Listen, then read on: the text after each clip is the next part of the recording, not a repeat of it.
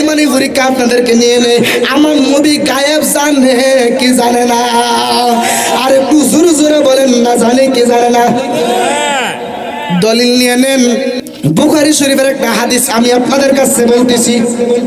আমার নবীজি একদিন এরকম ভাবে বয়ান করতেছে, বয়ানরত অবস্থায় আমার নবীজি বলতেছে, আখবার না খবর দিতেছে, আলা বাদিল খলকি।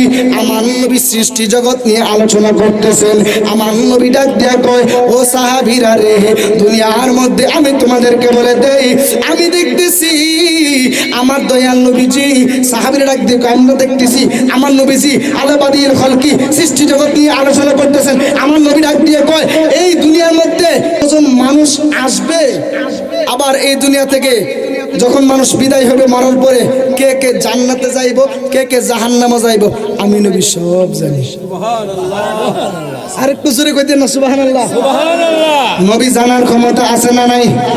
আরেকটু জোরে বলেন না, আছে না নাই? এবার আপনারা দলিল নিয়ে নেন।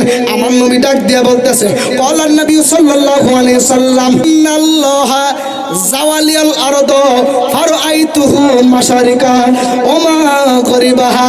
আমার নবী একটা ডাক দিয়া কয়, জগতের উম্মতেরা রে,